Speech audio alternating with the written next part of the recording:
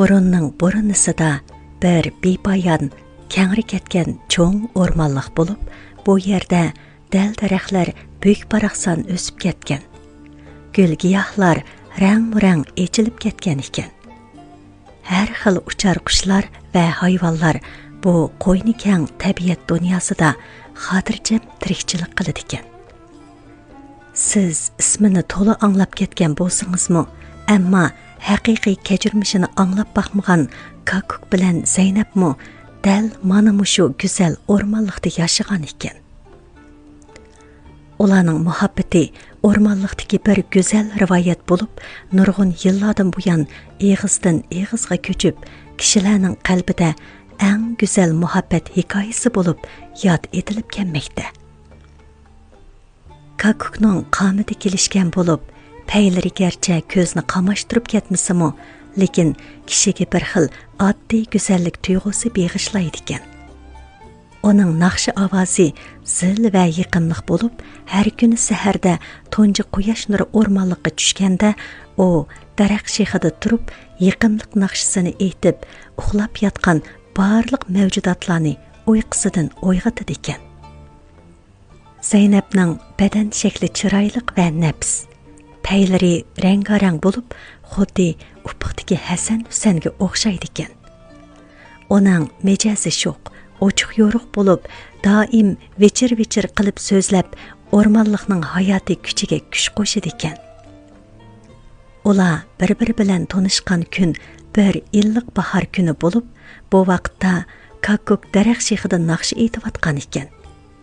Zaynab yiroqdan bu yiqimliq naqshi ovoziga maftun bo'lib, ixtiyorsiz uning yeniga uchib ketdi. Ularning ko'zlari o'zaro uchrashib qolgan shu daqiqada bir illiq tuyg'u ularning vujudini chulg'agan bo'lib, bir-birsiga moyil bo'lishga boshlabdi.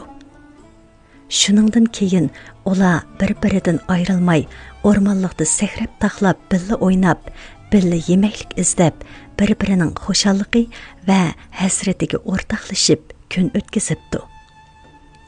Yoz kunlari ular po'raklab echilgan gullar orasida larzon usulga tushsa, kepenaklar ularni cho'ridab, yuqori to'van uchib yuriydi ekan.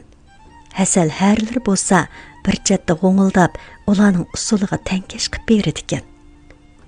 Qish kunlari qor ushqunlari lapildab tushganda, ular issiq o'sida bir-biriga hamroh bo'lib, mehr muhabbat yetkazib, qattiq sovuqqa taqobil turadi ekan. Kunlar mana mushu tariqada o'tib, ularning bir-biriga bo'lgan hissiyotimi bag'an siri cho'nqirlashibdi. Lekin ularning bu tinch va baxtlik turmushi bir hasadxo'r qog'ining diqqatini tortibdi. Kakuk bilan Zaynabning ejil inoqtirqiga qarab, qog'ining ichi etishib, qalbida g'azab nafrat o'tlari yolqinjashga boshlabdi. Shuning bilan u xeyli uzun bosh qatirib, qabih plandan birini tuzib chiqibdi. Bir kuni qog'i Zaynabni izlab kelib, "Zaynab, bilamsan, Kakuk garchi har kuni sen bilan birga o'tayotgan bo'lsa-mu, lekin meningcha uning sana bo'lgan muhabbati ancha mustahkam emas. Sen eng yaxshisi uni bir sinab boqqin. Yiroqdagi Qizil dengiz tarafda bir tal sirliq gul o'sidi.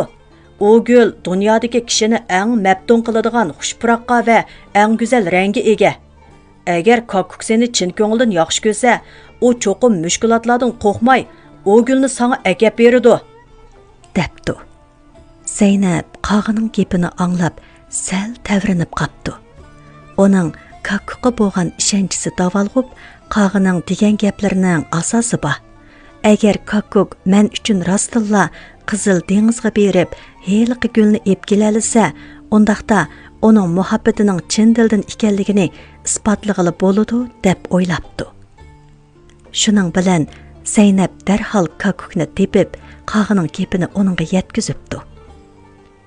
Kakuk buni anglagandan keyin Zaynabning talmirib turgan ko'zlariga qarab, qilcha ishkilanmasdan qat'iy holda, "Zaynab, xotirjam bo'ling. Men sizning xushalligingiz uchun olamning u chetigimi berishga rozi. Men cho'qim o gulni ep kelib, sizga sovg'a qilaman," debdi. Shunda qilib, Kakuk Zaynab bilan xo'shlashib, Qizil dengizga qarab safarga otlanibdi. u egiz tağlardan uçup ötüptü. Egiz tağlardaki qara boran onu uçurup pastga tushirishga urinibdi. Ammo tushirolmabdi. U cho'ng daryolardan uçup ötüptü. Daryodagi to'lqinlar mavj urib, uni yutib etmoqchi bo'pti. Ammo yutolmabdi. Kakukning qalbida faqat ashu gulni tepib kelib, Zaynabga sovg'a qilishdan iborat birli aqida bo'lg'ashqa butun kuchi bilan olg'a qarab ilgirlabdi. U 7 kecha kunduz jafoliq uchish orqali oxiri Qizil dengizga yetib keldi. Qizil dengizda to'lqinlar mavj urib turayotgan bo'lib, dengiz suyi quyosh nurida qip-qizil nur chechib, xuddi kuyayotgan o't dengiziga o'xshab turadi ekan. Kakuk dengiz bo'yida taraf-tarafdan izlab yurib, oxiri ko'zdan neri yoshirinib turgan bo'lingdan rivoyatlardagi qizil gulni bayqabdi. U hayajonlangan holda uchib berib, eg'izi bilan gulni avaylab tishlab uzibdi. Andan yana darhol taqatsizlik bilan kayniga burilib, o'z makoniga qarab uchishga boshlabdi. Lekin qaytish yo'lidagi xatar texmi hassilnibdi. Kakuk ming bir jafoda Qizil dengizning o'ttirsig'i kelganda tuyuqsiz qattiq bo'ron chiqib, atrofni qora bulut qoplabdi. Shiddatlik bo'ron chapqunda g'oyat zo'r dengiz to'lqini xuddi yovuzlashib ketgan alvastilarga o'xshash Kakukka qarab etilibdi. Kakuk jinining baricha qanotlarini pulanglatib, bu nachar havoni bo'sib o'tmoqchi bo'pti. Lekin uning hech madori qolmabdi.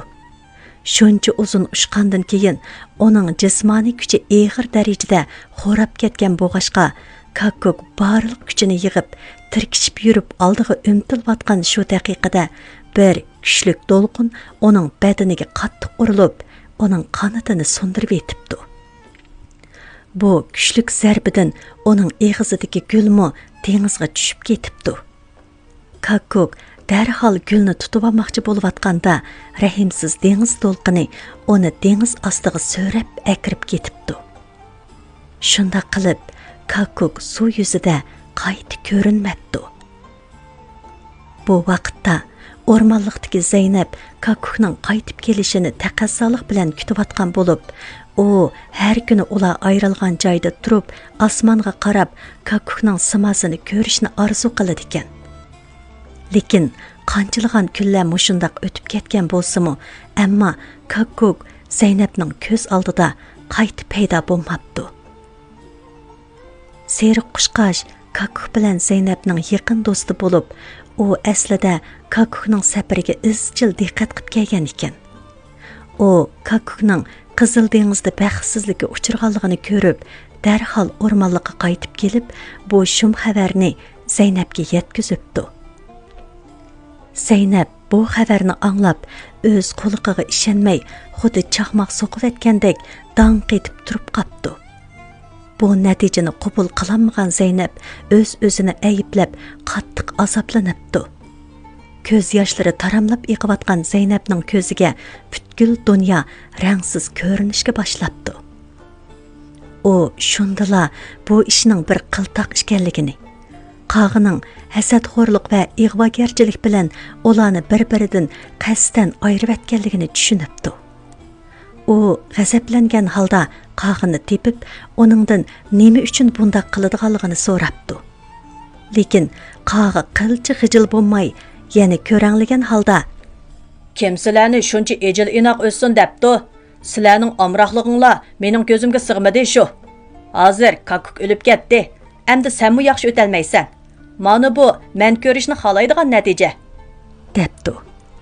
Zaynab qog'ining rasul abdi bashirisini ko'rib, qalbi o'shmanlik bilan to'libdi. Lekin nima amal? Oxirgi hisobda u barliq xatolikni Kakukning muhabbatiga ishonmay, aksincha qog'ining apqashti gaplariga ishonib qaror chiqargan o'ziga qo'yibdi. O'z muhabbatini xuddi o'z qo'li bilan barbod qilgandek his qilib, vijdon azobidan qiynalibdi.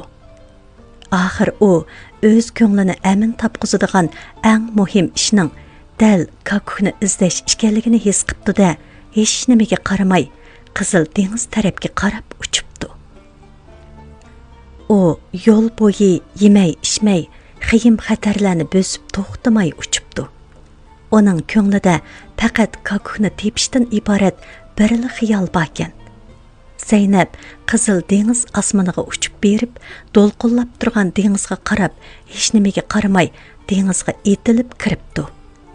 Ammo dengiz bek cho'nqur, bek keng bo'g'ashqa Zeynep shuncha izlabmi kakukni sodala topolmabdi.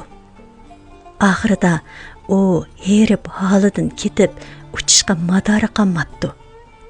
Shunda qilib, qattiq holsizlangan Zeynep tiniqdan to'xtab, asta-asta dengiz ostiga cho'kishga boshlabdi. Bir go'zal muhabbatlik simfoniya ana shunda qilib yangrashdan to'xtabdi. Shuningdan keyin har qitim bahor kelganda o'rmonliqdan bir xil hasratlik nido anglandigan bo'lib qopdi. O'rmondagilar bu ovozni Zeynepning ruhi kakukni chaqirayotgan ovoz deb qarabdi. Heliqi yirginishlik qog'i bo'lsa, o'rmonliqdagi barliq hayvonlarning la'natiga uchrab, o'rmonliqning bulung pushqoqlarida mo'kib cho'kib, tanha yashashga boshlabdi. Hech kimmi uning bilan do'st bo'lishni, hatto uni ko'rishni xohlamabdi. Kakuk bilan Zeynepning muhabbat hikoyasi qimmatlik bir dars sifatida yillar mobaynida kishilar qalbida yod etilib, ularning o'z muhabbatini qo'g'dishiga turtki bo'lib ketdi. Kakuk bilan Zeynepdek o'ssa, qog'i kabi qilar birlari. Muhabbatni payxon qilganning g'eriblikda qalur o'zlari.